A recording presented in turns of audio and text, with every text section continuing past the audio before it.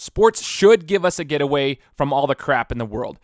Early on, when I began this podcast, I mentioned this as one of the reasons that I love sports. It brings everybody together. It unifies one another. You go to a sporting event to cheer on your team to victory. Everyone is there for one common goal and one common purpose. It doesn't matter if you voted for Trump, for Hillary, for your mom. No, you're there to cheer on your team to victory, and everybody is unified. But now, politics have penetrated the sports arena, most recently in the National Football League. And I'm going to talk about what we can do as a society to see both sides and to see if we can help one another and once again get that unity back in sports today on the Game Time Guru. So, what time is it? Game time! Woo!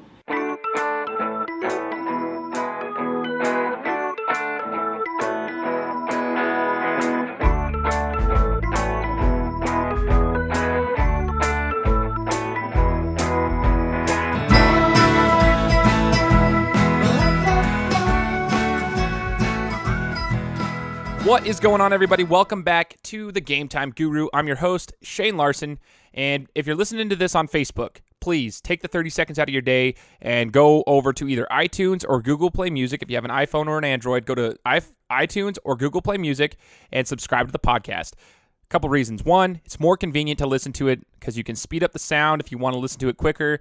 You can listen to it at your own convenience because you can stop it and play it whenever you want. And the sound is not as distorted on those platforms. I noticed that Facebook, the sound is a little bit distorted when I'm listening to it there. So if you want clear sound, what it really sounds like, please go to iTunes or Google Play Music, even Stitcher. You can do that.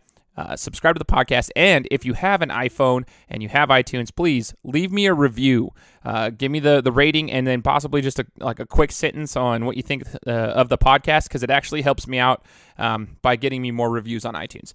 So, what a crazy week in the football world. All right, this past Sunday, we saw multiple NFL teams participating in what we would call a protest. You know, some players kneeling for the national anthem, some, raising their arm in the air.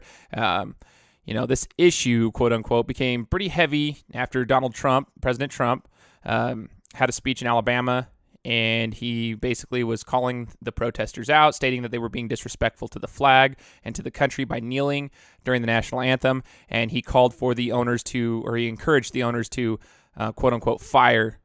I won't go into detail, but fire those who were protesting essentially. And so we saw a lot more players, a lot more teams participating in these quote unquote protests following his remarks. We saw the Steelers remain in the locker room. We saw a lot of players standing and locking arms during the national anthem. I'm not here to state who's wrong and who's right. I'm not here to say which side of the political spectrum needs to check themselves or whatever. I'm not here to talk that, but I'm not here to talk about that. But I want to basically give you some personal experiences and from where I'm coming from, and maybe provide a solution or something, and encourage us all as a society to come to a common ground. Now, what's funny is we need to find a medium here. It's in anything political, we need to find a medium, and especially in this world, the sports world, because there's so many people watching. Especially, that's why the NFL is using that platform, because they have so many people watching. And whether or not, you hear all the people saying, well, I'm going to stop watching the NFL. I'm done watching the NFL. Well, quite honestly, those are the same people that we keep hearing week in and week out still commenting on the protesters, which means that they're still watching something. So, people are watching, and that's why they're doing it. And what's crazy is we need to find a medium, and I thought that Jerry Jones and the Dallas Cowboys did that. I want to touch base on this before we get into anything else. And Jerry Jones decided to, his whole thing was he was adamant that his team would stand during the national anthem, or they would not be part of the Dallas Cowboys organization following. It didn't matter who they were. And so he came out, he held a meeting for his entire team, the organization, players, everyone, and he stated that. He said, we will stand for the national anthem. And what was crazy is it totally took me by surprise how he still came out and knelt with his players and locked arms. The entire organization, coaches and Jerry Jones in the middle, locked arms with his players, knelt down, and then when the national anthem began, he stood for the flag and stood for the anthem and made sure the entire team did it. So he found a way to still support the players If anyone had those feelings and wanted to participate in those protests, he found a way to support them, but also make sure that he was, giving the respect to the flag by standing for the national anthem. I thought that was incredible. In fact, I was completely taken off by it because I was taken off guard by it because I wasn't expecting it at all. I thought he was going to be one of those that was just hardcore. I didn't see it coming. That's all I got to say. It kind of blindsided me, and I thought it was a really unique way to do things, and I don't think it was bad. I don't think it was bad at all. I thought he found a medium. What I find a problem with, though, is I've still heard many people bashing on Jerry Jones for what he did because they don't think that what he did was right. This is my problem, can he do anything right then? Because you guys didn't want him kneeling for the national anthem. He didn't do that. He stood for it, and his entire team did. They listened to him because he did what, he played both sides. He made sure he showed them support, and he showed the country support. So why are we bashing him? He's not kneeling for the national anthem, so stop bashing him. Obviously, kneeling for the national anthem wasn't the problem to begin with. That's just apparent for those who are still complaining about Jerry Jones, right? So that just proves that kneeling for the national anthem and that protest wasn't the problem. So I just think that we need to find a medium. I thought Jerry Jones took the first step in doing so. And in order to find a medium, though, we've got to find a common ground. I want to take you through an experience in my life. This is where I'm going to get a little personal, and I kind of want you guys to just listen and kind of see where I'm coming from. Now, this is since last January, so it's almost been a year. I made a personal goal. And I was going to do some self-reflecting. That was a goal that I made in January because I was going into my final semester at school. I had just had shoulder surgery, and I had a lot of things that I wanted to start in my life. One of those things was this podcast. It gave me a platform to speak my mind about sports, get the things out in the open, and kind of take myself down, prepare myself for a career later on where maybe I'll be able to speak about these things. I had a couple things I wanted to do, but I noticed that, to my close friends and those who really know me, I would say I'm very conservative, and I have a history of being pretty vocal about that. My viewpoints have been vocalized, and sometimes in the wrong locations, whether it be school or work. And oftentimes in school, I'd get frustrated because I found myself going, what I would say, against the grain with what seemed like a very liberal push from students and professors. And I'm not trying to get into a major political argument. I'm just trying to give you a background of where I'm coming from, right? But every argument at school, especially last year, it was my final year of college, it seemed like it was a political battle because we were right in the middle of the elections, and it was also right when Kaepernick started his protest. So, there were a lot of discussions and a lot of arguments going on last year, and I was very vocal about that.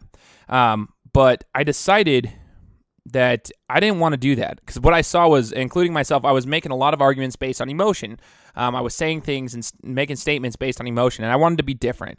I wanted to educate myself, study, come to my own conclusions on what I thought was right rather than looking at the media. And so, although my viewpoints, they're still considered conservative, believe it or not. People at work will still tell you, I'm very, very conservative, and I still vocalize it, but I believe my approach to situations such as these protests is a much different approach than it was before. I chose to find a common ground with the individuals who were participating in these protests. And while it's not race, because I'm a white male in America, I still believe I can find a small piece of common ground through religion. And I'll explain. This is where I'm going to get personal. So for my entire life, I've been questioned, scrutinized, made fun of for my religion. It happens. People didn't understand, and they still don't understand why I believe the way I do. Why I spent 2 years of my life in Brazil teaching people what I believed. Why I don't drink. Why I don't smoke. Why I think the way I think. Many times, guys, people would assume that I was doing all this stuff and I was following this religion because those before me, my parents, my church leaders told me to, right? They assumed that. I've heard so many hateful things be said to me, as well as other members of the church, including family members, that follow that same religion because of it, just because of the religion. It's not easy to deal with, but to me, I know what I know. And to those that truly know me, when I know something, I'll stand for it. And that's what I've done many times in my life. I stand for what I believe regardless if people understand me or not, because to me, it's important. So, whether or not I agree with the actions of the players in the protests, I try to find the reason behind it. I can assume all day long that they're doing it for one reason or the other, but I don't know. People are saying, hey, they're doing it just because their friends are. Now they're not doing it because they're trying to help with the racial divide. They're doing it just to get back at Donald Trump or vice versa. All this stuff, but we don't know. So I have to try to put myself in their position. Howie Long actually said it great the other day. He said he teaches his kids to put themselves in other people's shoes all the time because it is such a hard thing. The crazy thing about being human beings is we're blessed as human beings. We get to create our own opinions, and nobody will think the same. Nobody will think the exact same. Everybody gets to form their opinions, but everyone has different lives. They're coming from different angles. It's good to put yourself in their shoes to at least see if you can see where they're coming from. While it might be hard to still agree with them, it's good to see where they're coming from. So I encourage us all to find, to at least, reach out and try to find out what the reason is behind the protests. I think some of these protesters, some of these players, these athletes in the NFL, they probably need to do a little bit better job of expressing what they are actually protesting. Because honestly, we don't know, and some of us are still trying to find out. Some of us have good intentions, and I see people trying to find out what they're actually protesting. Because to Kaepernick, he straight up said he was protesting the flag and the country that oppresses, the minorities. And there's a quote on it, and I won't be able to quote it right now because I don't have it pulled up. But Kaepernick did state that he wouldn't stand for a flag for a country. So he mentioned flag and country in his statement. So I know that Kaepernick did that, but I don't think every other player that's protesting is specifically. Nobody has actually called out the flag or the country in regards to that. So I would like them to express it a little bit more verbally, make it more simplistic for us to understand. What are you protesting? Once we understand what their protest is for, we need to do something about it. We should all acknowledge that. Whether we agree with them or not, we should at least acknowledge what they're protesting, that we understand what they're protesting, okay?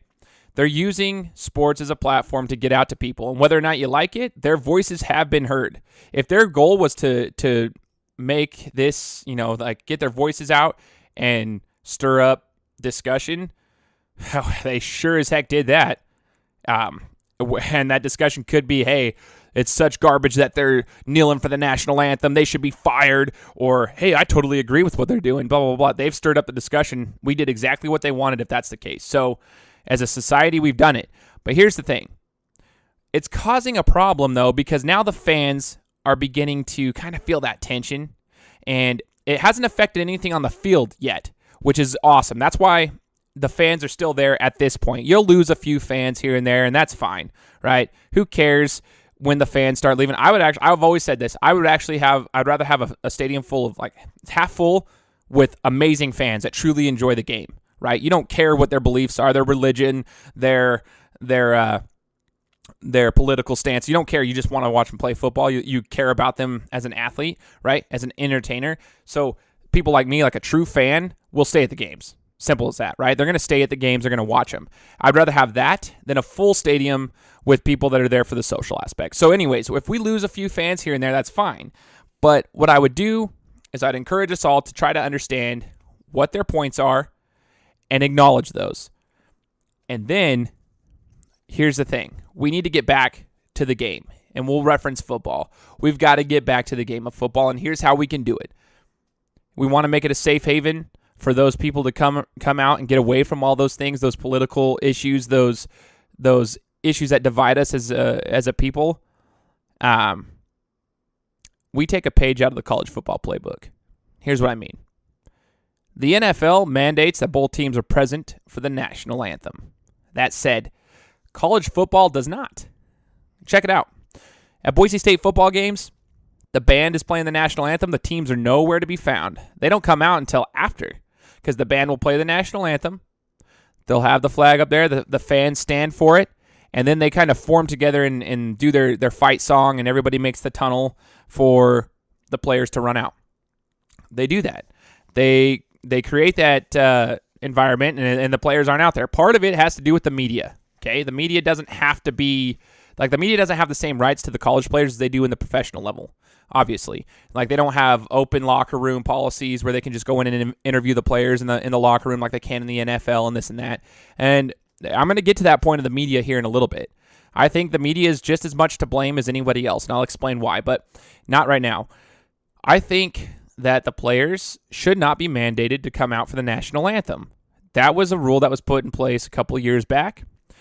And I don't say that out of disrespect. Trust me, I'm as American as it gets. Like I said, I will be very vocal about that. I have 2 uncles that served in the military, one that went to Iraq, okay? And I'm very close to him. So I had a picture of him. I wore an American flag tie while I was in Brazil. I was very vocal and very patriotic. I made sure I showed people that I love the country. I love America. I believe it has good intentions. This is where we're supposed to be. It's the best country in the world, but there are things that need to change. That doesn't mean, just because I say that things need to change doesn't mean I don't believe in what America stands for. I think we have a lot to work on, but so does everybody else. So anyways, I love America, but so when I say that the players should stay in the locker room, I'm not saying that they shouldn't be patriotic, and I'm not trying to be disrespectful towards the national anthem. But here's the thing. I'm not trying to be insensitive, but I'm just stating now their voices have been heard, and nobody's getting fired like Trump was encouraging, and the uproar's begun, but everyone has heard them. Now this last week, it's been all over. Now that we're aware of the frustrations and such, let's find a solution. If you can put them in the locker room and allow them to stand or sit or kneel, whatever they're going to do, in the locker room together, then we don't have to deal with it. We don't have to deal with the backlash, and we can just focus on watching the game. What the problem is, is the media is, they're broadcasting the national anthem for the NFL games, and they're doing so because they know what's coming. They know what's going to happen, and they continue to do it because they know that the uproar is going to happen and their ratings are going to go up because everybody wants to watch the news to see what's going on. In the college football realm, the NCAA doesn't show the national anthem. Like, they don't broadcast the national anthem with the players out there. A lot of it has to do with their media deals they have with different networks and such, and they broadcast it. They have a deadline for when they need to kick off and all this stuff, like for the kickoff times and whatnot. So I say we take a page out of the college football playbook. It also would allow the teams to be unified, because the issue that we run into is when you have these players, and that's why I love Jerry Jones' approach, because he did it together. Everyone did it together. Like, the ones who wanted to stand, they all stood in unity. The ones who wanted to kneel, they all knelt in unity. They do it together. In the locker room, if you're all together and you can kneel or you can stand, but you're together, you're still a team. And that's that teamwork, that unity that we're trying to preach. And that can be shown and displayed on the field during the actual entertainment aspect of the whole entire thing, right? During that play, so like the quote-unquote play on the stage, when they perform, you can tell when they have that good unity. And you can kind of see it. Mike Tomlin tried that, right? He tried it. Mike Tomlin from the Steelers, he tried to have his team stay in the locker room. Well, Villanueva, who I understand he served in the military and went to Iraq, he came out and he was the only one from the team that stood for the national anthem. But you can already see, even though it's not a major issue yet, but you can already see how it's already starting to cause that, that tension in the locker room, because he came out the next day and apologized, stating that he felt like he threw his teammates under the bus because it almost showed like they weren't supporting him, and he said that that's quite the opposite. It's completely different than that. It's not like that at all. And the fact that he even had to apologize and explain himself is already showing that it's starting to have that potential division in the locker room. So if everybody just stays in the locker room and the media doesn't broadcast the national anthem for the NFL, then I think we don't have a problem. I mean, I think as adults we should all understand if they're doing maybe they'll protest it in the locker room, but nobody gets to see it. Who cares? But the thing is, I'm saying that because now their voices have been heard, right? I'm not saying like they shouldn't be allowed to come out and protest, but now they've protested. We get it. It's up to us now to move forward. We need to realize, once we find out what the issue is, that we actually need to make a change in this country. We do. We need to make a change.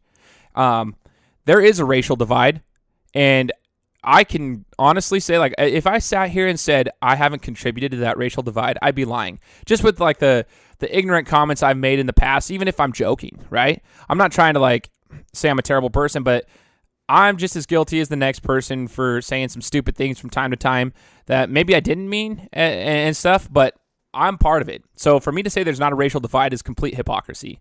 There is, and much more so in other areas of the country than Idaho, okay? So it's time for us to make a change. The thing is, and the reason I say they should go in the locker room now that their voices are heard, I'm not trying to say shut them in there in a dungeon. The reason is because I don't think that them kneeling for the national anthem or protesting it, that physical action, it's not going to make the solution that they're looking for. If they're looking to help in the communities, kneeling for the national anthem isn't going to help in the communities because they're at a football game, right? So, but now that their voices are heard, we can all come together and help with their solution. The problem is, and I want to get back to the media, is the media only portrays the bad. The media has an agenda. And even in the sports world, man, like that's just how it is. ESPN has an agenda, right? CBS Sports has an agenda. Fox Sports News has an agenda. Just like everything in the political world has an agenda. Fox News, CNN, everybody, they have an agenda. They will post on there what they want you to see. And unfortunately, as a society, we have become so, adapted to that. We focus on that and we turn to the media for our, just specifically for the news, those rather than like making our own educated decisions. And I'm guilty of it too. And what bothers me though is that the media never portrays them in a good light when it comes to the protests. All we're seeing is the protests. And when I say, hey, we need to physically do something to change it now, I want to go over a few things to show you what these athletes are actually doing off the field that never get shown on TV. The media never broadcasts this. So I'm going to go through a few things that I've been looking at the last couple of days, okay? So, you guys know Michael Bennett. He's part of the protesters. Michael Bennett from the Seattle Seahawks. He was known as one of the protesters, right? Okay. So Michael Bennett has a charity, and he's donating endorsement money to his charity to rebuild minority communities. He's also taking 50% of his jersey sale proceeds and putting it towards the same thing. So Michael Bennett is actually physically doing something to try to help the situation. Okay? Ndamukong Suh, the one who played in Nebraska, then went to the Lions, now is on the Dolphins. He has the Suh Foundation, where there's many different things that he's working on, different foundations that he put together to give back to the community. Many different ones. He's given people backpacks, lower privileged children that don't have money for backpacks. He's helping them get stuff to go to school. He's rebuilding communities, helping put these things together. And his whole entire idea behind it is to help these kids get a better education and live better lives. Because a lot of the times these minority communities, like these underprivileged communities, they have that stereotypical, like, they just follow after each other into that deep, dark path. And that's where we see a lot of the violence and a lot of the issues that are coming around. So their idea is to rebuild those and create better situations, more stable environments for these kids. I want to talk about LeBron James. Now, while LeBron James, I don't condone his the way he speaks about the President of the United States, like him or not, the President of the United States, you've got to respect the individual, right? Like, they're the President of the United States. I just don't think that you should be calling the president a bum. I don't believe that's a good way about, going about it. But so LeBron James speaking about the president, I think there are some things he should approach differently, but that's just my opinion. That's the great thing about being, in this world and being human beings, is we all have our opinions. I don't necessarily condone that, but I do think LeBron, in his actions outside of that, he's helped a lot of communities and a lot of kids. So do you guys remember the decision? What a lot of people don't realize is the decision when he decided to go to Miami and he held that whole entire thing for the Boys and Girls Club, like the little broadcast, that helped raise $3 million. Okay, $3 million for charity. But the media doesn't show that. The media doesn't focus on that, I should say. They might show it and you might see that come across somewhere, but what they focus on was LeBron made a decision and he broadcasted his whole thing to the world, and it's such a he was the villain, and he left Cleveland and all that. But reality sets in. LeBron was physically doing something to help. Colin Kaepernick, the one who is known as the pioneer for the protests in regards to what they're doing right now. Colin Kaepernick, he has a page set up called Kaepernick7.com, and he had the $1 million pledge. So he's out. He set out with a goal to get $1 million to help oppressed communities. He's at 800,000. I think he's actually almost at 900,000 right now, donating. So he's already out there trying to get his name going and helping these oppressed communities. The same thing that they're, well, from what I believe, was what they're trying to protest, like the inequalities and all this stuff and this racial divide. They're still helping those communities, trying to do their part to help these people in these communities have better lives. Larry Fitzgerald, the one and only, from the Arizona Cardinals. The First Down Fund is what he started, helping kids in different communities have the ability to participate in sports. It gives them activities to do to help them grow. So like keeping them participating in sports and active, because he believes that sports are a unifying event. So he's trying to get these kids to learn teamwork, stay active and healthy, and keep them out of trouble. So Larry Fitzgerald is doing his part by creating the First Down Fund. Malcolm Jenkins, okay, he's one that's been known to be in part of these protests in the last 4 weeks. The Malcolm Jenkins Foundation, and I'll just read this straight from the website. The Malcolm Jenkins Foundation is committed to youth development in underserved communities through programs and initiatives that emphasize education, character development, leadership, life skills, health, and recreation. Okay, so Malcolm Jenkins has his foundation. He's already doing his physical part, donating, helping the kids out, okay? We don't see that in the media. We just see him protesting. Marshawn Lynch, ladies and gentlemen, beast mode, all right? Fam First Family Foundation, okay? I'll read this from the website. We created Fam First Family Foundation in 2006 with the official forming in March of 2011 to improve the lives of children by mentoring them on the importance of education, literacy, and self-esteem. Fam First was launched by Joshua Johnson, quarterback of the New York Giants, and Marshawn Lynch, running back of the Oakland Raiders, who have overcome a significant amount of adversity to become the men they are today. Prior to becoming NFL athletes, giving back to the community and helping underprivileged youth succeed has always been a passion for both Joshua and Marshawn. All right? So Marshawn Lynch has his charities that he's trying to help, the Fam First Family Foundation. And then Jeremy Lane from the Seattle Seahawks was also donating and helping with the Friends of Yates situation, which is actually to help with domestic violence. And he's helping with those women that get caught up in those domestic violence situations, since domestic violence has been pretty big in the sports world lately. He's actually giving back to all that and helping market towards that whole aspect, right? He's helping that. They're bringing awareness to all those things.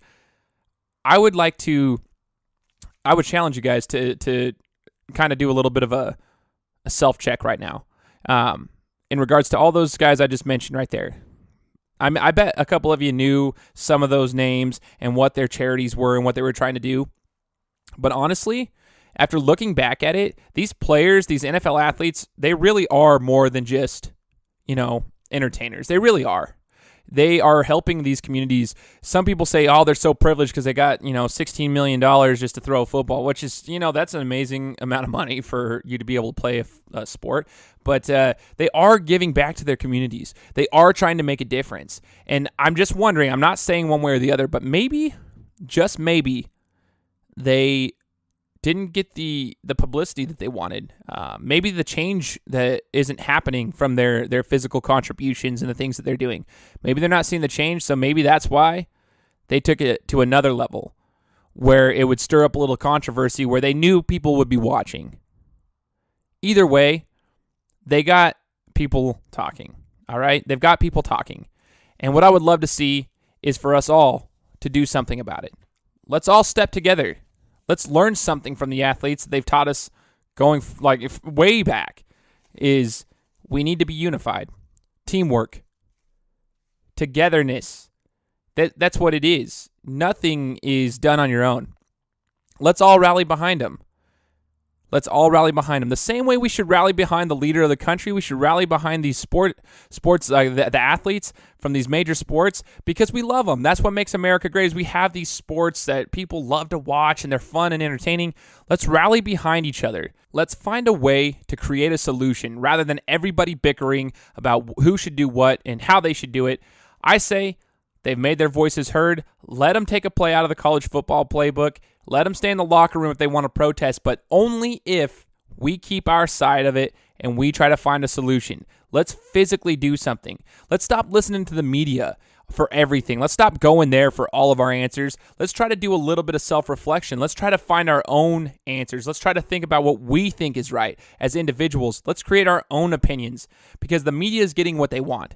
They want the discussion. They want that hatred. They want all of that, because what that means is ratings. Ratings. Even if the NFL ratings drop, the news ratings go up because everyone's watching and everyone's happy. So they create this controversy that's, completely unnecessary. So let's take the lessons from sports and realize that we're all together in this. It's us. Let's do it. Let's make a stand. Sports bring people together. So let's work to find a common ground and once again become unified. I'll talk to you next week.